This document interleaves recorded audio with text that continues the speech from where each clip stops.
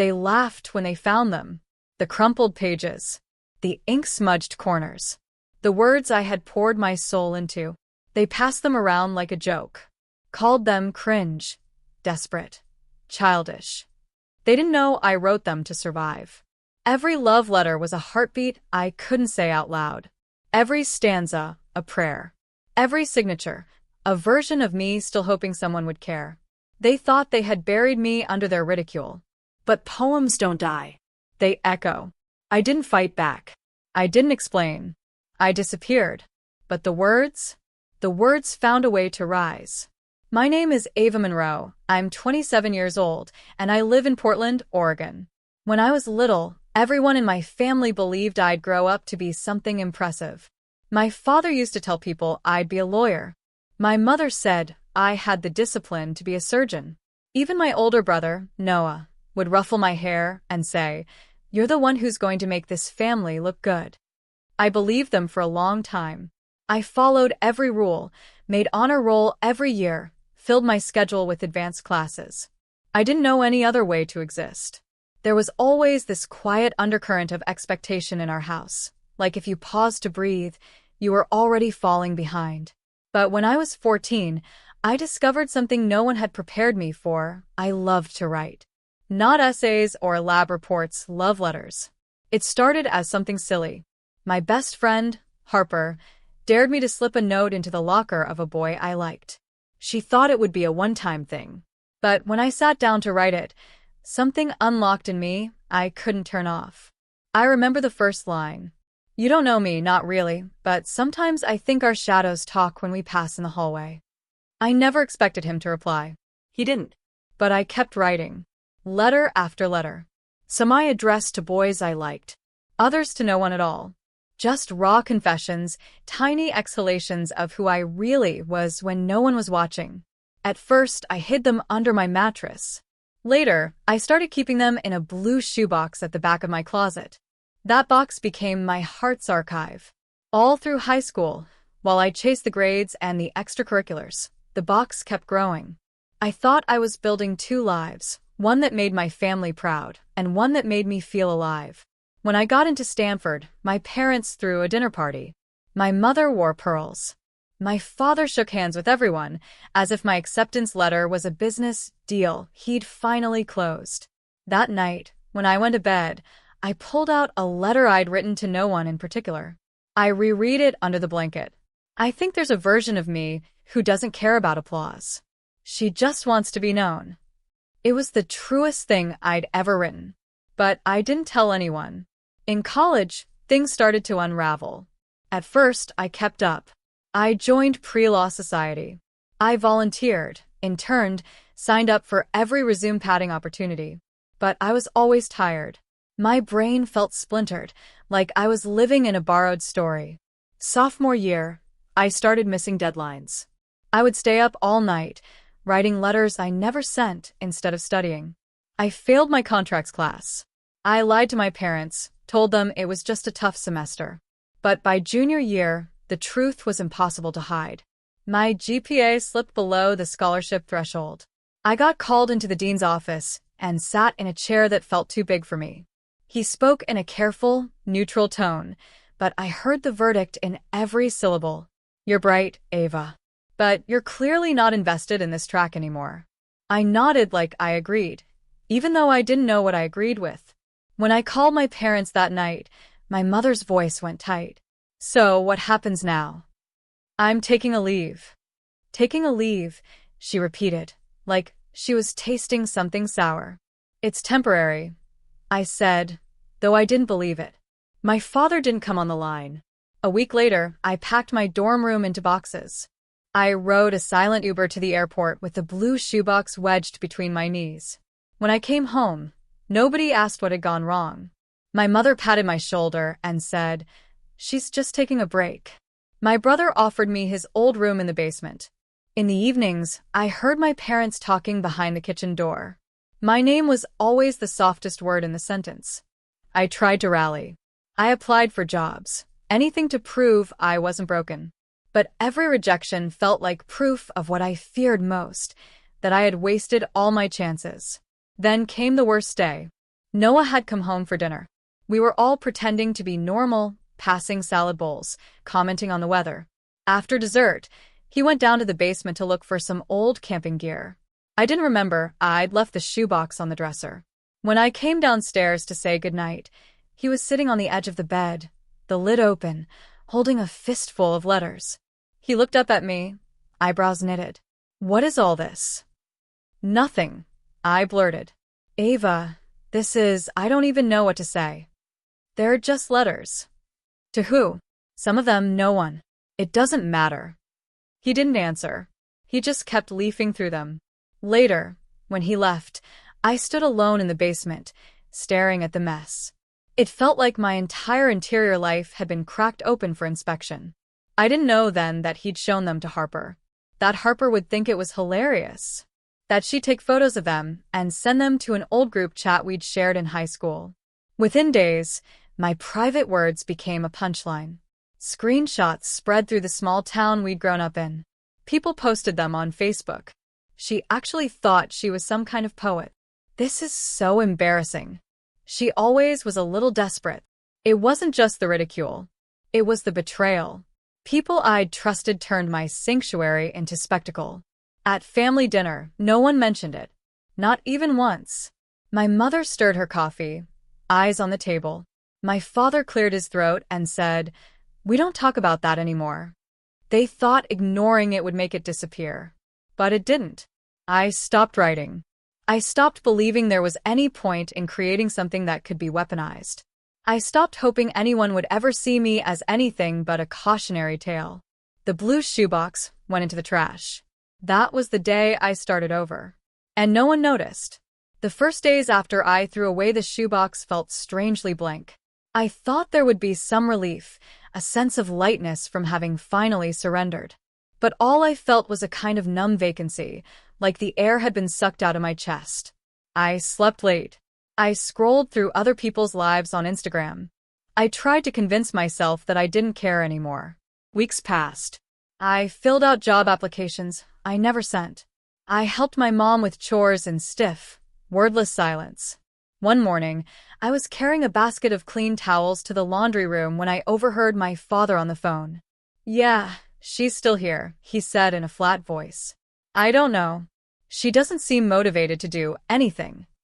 I stood in the hallway, pressing the edge of the basket against my ribs until it hurt. Later that day, I went for a walk. I took the long route past the public library, the place I used to sit and scribble poems when I was 14. It had always been my quiet sanctuary, a place that smelled like old pages and possibility. I don't know what made me step inside. Maybe I just wanted to remember who I'd been before everyone's opinions hollowed me out. It was almost empty, just one librarian at the circulation desk and an older woman reading a large print novel near the window. I drifted past the stacks, trailing my fingers over the spines.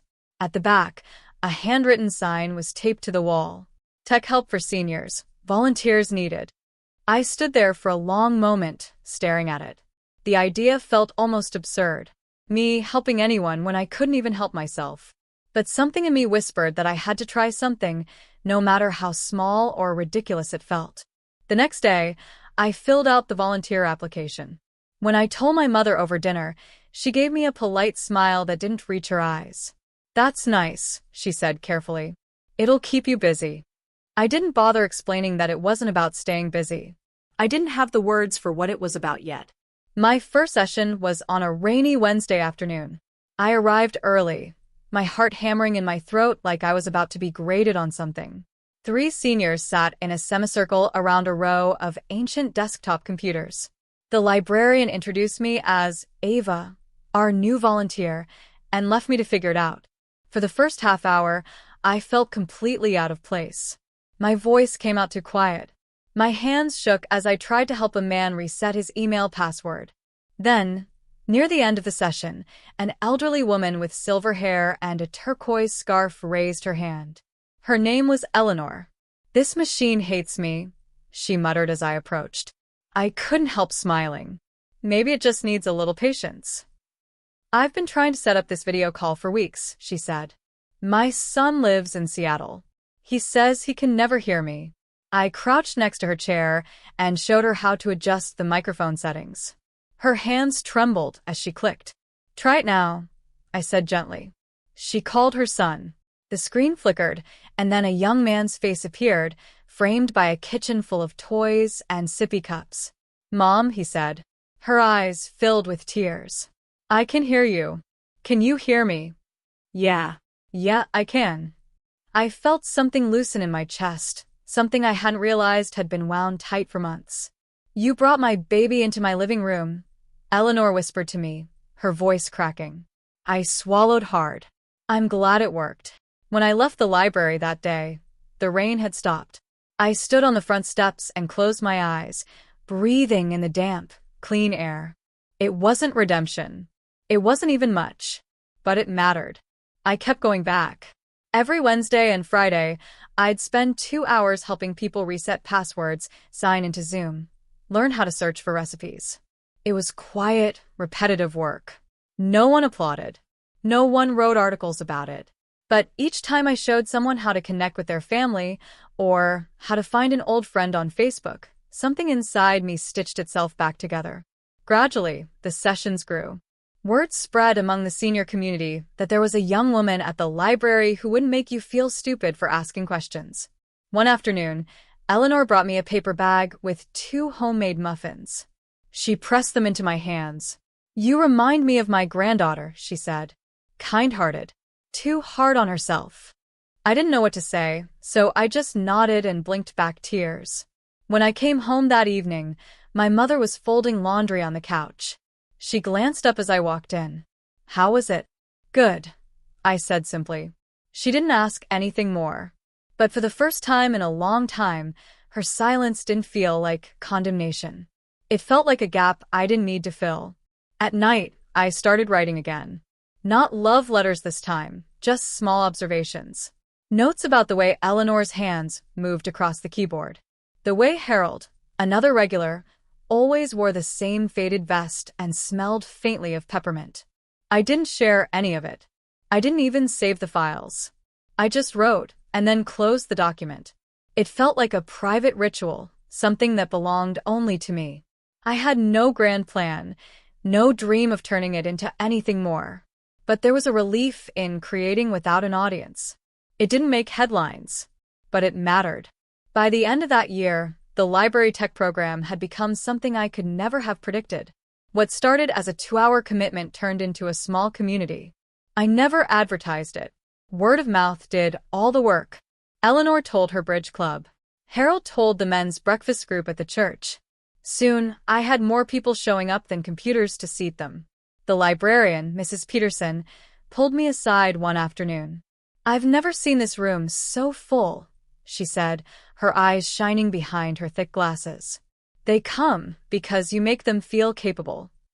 I didn't know what to say to that. Part of me still believed I was the least qualified person in the building. But she was right about one thing. They kept coming back. Every Monday, I'd print out a sign-up sheet. Every Friday, it would be filled with names. People brought me thank you cards, cookies, hand-knitted scarves. At first, I didn't know how to accept it. I wasn't used to being appreciated for anything that didn't involve a grade or a trophy. By spring, I had helped more than 100 seniors set up email accounts and video calls. Some learned to order groceries online. A few started using Instagram to see their grandkids' photos. I started tracking the numbers because I needed something concrete to hold on to, some proof that what I was doing wasn't just filling time. I built a spreadsheet. 126 seniors served in 6 months. 1,200 individual appointments. 86% return rate. When I showed the stats to Mrs. Peterson, she hugged me. "We should call it something," she said. "Call what?" "This project. It deserves a name." We settled on BridgeBright, a place to build bridges and to bring light. I designed a simple logo, a little open book with a spark in the middle, and printed flyers. On the first flyer, I wrote, "Technology can feel overwhelming. We're here to help you feel at home." It wasn't flashy, but it felt honest. I made a website using a free template. At first, I thought no one would visit. But within a month, we were getting dozens of inquiries. People would call the library and ask, "Is Ava there?" I started getting emails, too. Messages from grandchildren thanking me for helping their grandparents connect. From adult children saying they hadn't heard their parents sound so happy in years. One afternoon, a local reporter came by to do a story on the library's community programs. She spent an hour watching me teach a small group how to use Google Maps. A week later, the article ran in the Sunday paper. BridgeBright, the local project bringing families closer. It felt surreal to see my face printed above the fold. I bought 3 copies and tucked them under my bed, unsure whether I wanted anyone in my family to read them. When I told my mother about the article, she made a small sound in her throat, somewhere between polite interest and dismissal. "That's nice," she said. "Teaching old folks to click buttons? Real noble work." I almost flinched, but I didn't let it show. After dinner, I went down to the basement and reread the article alone. I circled one line over and over. Monroe's quiet dedication has impacted more than 100 local families. I whispered it out loud. Quiet dedication. That was the first time I thought maybe there was something admirable in being invisible and steadfast. Over the summer, I kept building. I added online signups, created a small e-newsletter. I was absurdly proud when I checked the first campaign metrics. 78% email open rate. 43% click-through rate. Numbers higher than some Fortune 500 companies. But when I tried to share that excitement at dinner, my brother just smirked. "She's always been the free spirit," he said to his wife, Jenna. Jenna nodded, like that explained everything. It stung, but it didn't break me this time. In September, BridgeBright got a small grant from a community development fund. It was only $1,000, but it felt like a fortune. Enough to buy newer headsets and a refurbished laptop. I took a photo of the check, intending to text it to my parents. But I never hit send. I didn't need them to clap anymore. In quiet moments, I'd catch myself smiling as I walked to the library. It felt like I was part of something real, something no one could take away from me. One Friday, Harold pulled me aside after class. He cleared his throat awkwardly. "I signed up for Facebook last week," he said. "That's great." I smiled. "I sent a friend request to my daughter," he said, his voice cracking. "We haven't talked in 10 years. He looked down at his hands. She accepted. In that moment, I understood that every time I'd been told my writing didn't matter, that my efforts were silly, it had been a lie. I was building something that outlasted anyone's opinion. Even if my family still saw me as the girl who failed, I knew I was more than that. It was quiet work. It wasn't the life I'd planned, but it was the life that fit. It was a Thursday afternoon in early October when it happened. The leaves outside the library had just started turning gold, and there was a chill in the air that made everyone huddle in sweaters. I had just wrapped up a one-on-one session with a man named Arthur, who had finally learned how to create a Zoom meeting without panicking. He gave me a proud thumbs up on his way out. Mrs. Peterson was wiping down the tables when she looked up and said, "There's someone here asking for you." I turned around and saw a young woman, maybe late 20s, dressed in a deep green coat, thick-rimmed glasses, her dark curly hair pulled into a bun. She looked slightly out of breath, like she'd just rushed across town. "Hi," she said, stepping forward. "Are you Ava?" "I am," I replied cautiously. "I know this is strange," she said, "but can I show you something?" She pulled out her phone, scrolled for a second, then turned it toward me. It was a screenshot of a poem. My poem. I didn't recognize it at first, not because I hadn't written it, but because I hadn't shared it. Not under my name. Not under anything connected to BridgeBright. It was one of the old ones. From the blue shoebox. The caption beneath it read, "This broke me and put me back together. Author unknown." I stared at it, mouth open. "I saw this post a few months ago," she explained. "It went everywhere. Instagram, Tumblr, even Pinterest boards. I had it saved in my phone and reread it constantly when I was going through a breakup." I couldn't breathe. "This is one of the most beautiful things I've ever read," she added. "I've been trying to find out who wrote it for months." My hands trembled as I took the phone from her and read the words. If love was meant to be loud, why does mine always whisper? Why does it tuck itself behind closed doors and scribbled lines? Maybe it's not weak. Maybe it's sacred. My own words, posted without my name, floating through the internet like orphaned children. I looked up at her. Where did you find it? A friend texted it to me, she said. She found it on Reddit, I think, but it had no source. I cleared my throat. I wrote that. She blinked. Wait, what? I nodded slowly. Years ago. I never shared it publicly. Someone must have scanned it or typed it up from an old photo. Her mouth dropped open. You're the author? I gave her a tired smile. Yeah. I guess I am. She looked at me like she'd just seen a ghost. Do you have more? She asked. I have fragments. Pieces I never thought anyone would care about. She pulled a small notebook from her bag and scribbled something. I work for an online poetry journal. Feral Language. We're always looking for original voices. If you ever feel like submitting. She handed me her card. I turned it over in my hand, stunned. This moment. This impossible full circle. Not because I'd begged for validation. Not because I had some marketing plan. But because truth has a way of walking in by itself and refusing to stay quiet. That night, I sat in bed with the card on my lap, and I wept. Not from sadness. From release. I opened my old laptop, dug into the cloud where I had stored everything from the blue shoebox, just in case. Line by line, I reread the words that had once made me feel humiliated. Now they glowed. The next day, I submitted 5 poems to Feral Language under my real name, Ava Monroe.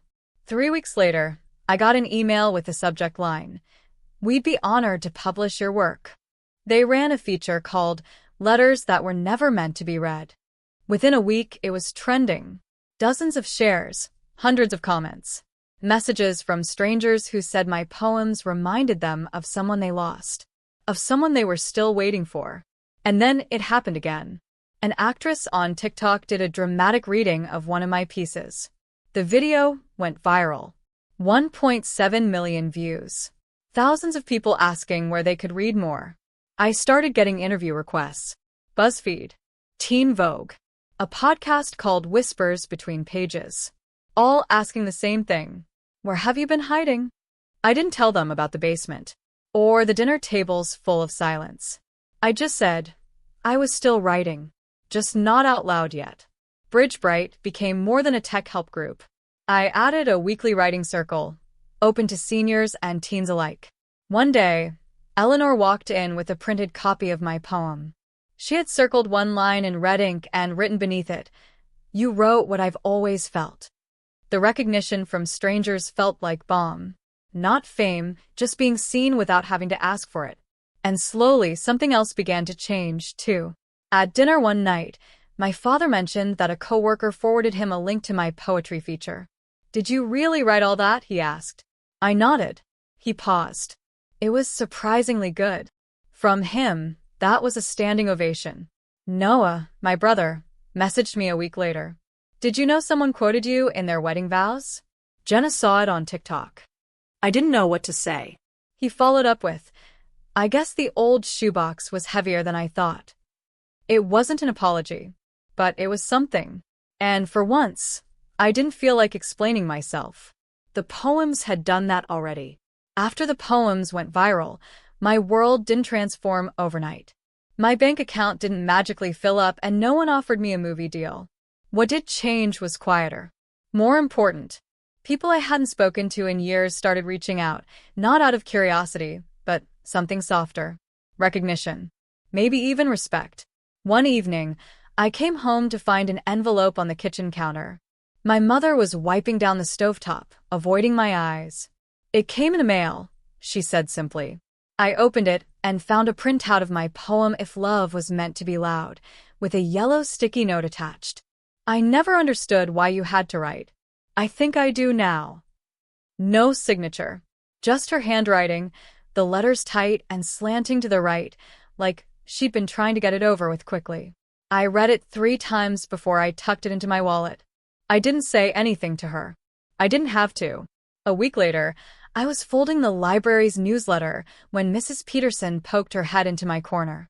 "There's someone here to see you," she said with a knowing little smile. I stepped out into the main room and saw Noah standing awkwardly by the circulation desk. He had never once set foot in the library before. Hey, he said.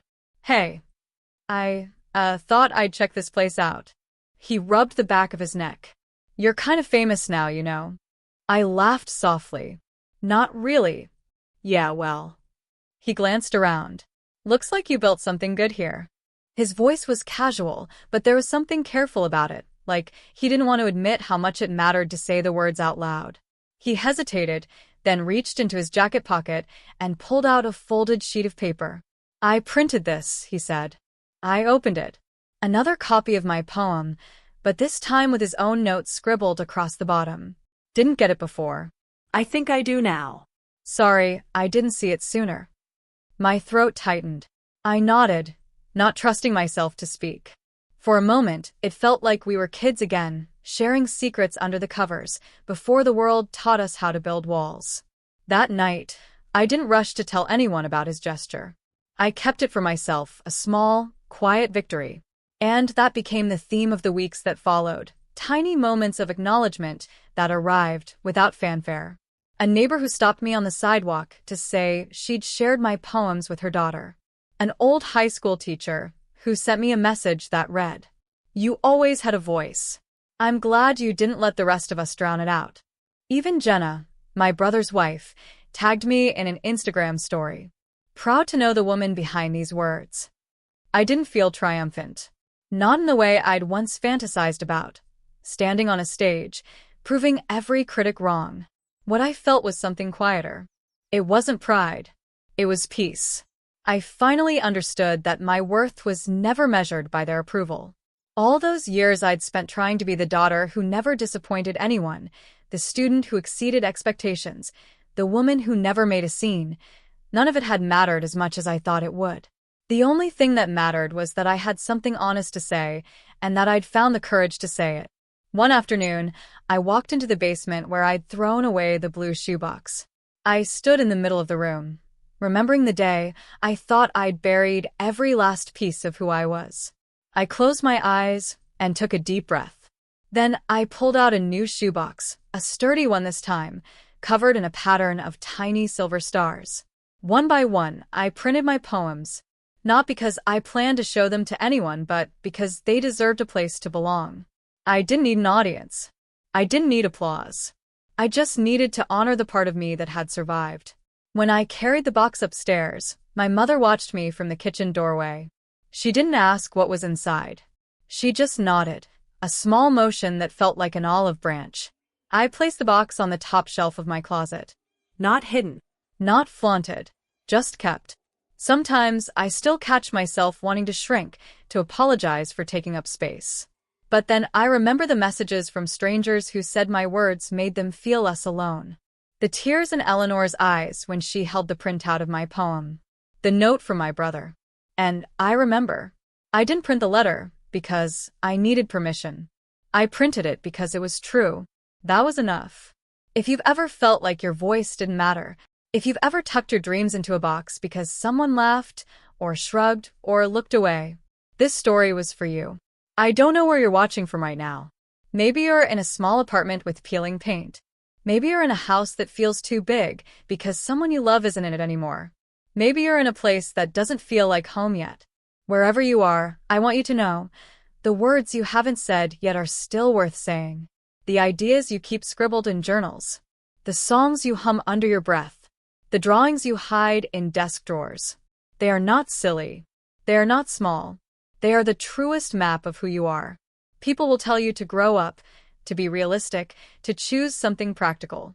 They will call your art a hobby, your passion a phase, your hope a waste of time. Ignore them. Ignore them not because you owe them nothing, but because you owe yourself everything. It took me years to understand this. Years of thinking I was only worthy if someone clapped. Years of believing that if my family didn't see me, no one ever would. But here's what I've learned. Your worth does not shrink because someone refuses to look. Your voice does not fade because someone turns away. And your story does not disappear because someone tries to rewrite it. I am living proof. The poems they mocked became the words that carried other people through heartbreak, loneliness, and doubt. The letters they called desperate became lifelines for strangers. The shoebox I thought was full of failure was, all along, an archive of my resilience. You have something like that, too. A hidden collection of what you've survived. A testament to the fact that you are still here. I don't know if you will ever decide to share it. Maybe you'll keep it private forever. That's okay. What matters is that you never let anyone convince you it doesn't count. Because it counts more than you will ever know. If you have the energy tonight, I'd love for you to share a piece of your story in the comments. Tell me where you're watching from. Tell me what you've been carrying in silence. Someone out there needs to hear it. Someone out there is waiting for proof that they're not the only one. That is why I keep telling these stories. Not because I have all the answers. Not because I figured everything out. But because quiet victories deserve to be remembered. Because second chances deserve to be celebrated. And because no one gets to decide your worth but you. Thank you for spending this time with me. Thank you for letting me show you the hidden corners of my life, the parts one once thought were too embarrassing to share. I promise you, this channel will always be a place for human stories, for softness, for truth, for the quiet people who refuse to stay silent. If you need to hear it one more time, your words matter, your story matters, and you matter. I'll see you in the next video. Until then, be gentle with your heart. It's braver than you think.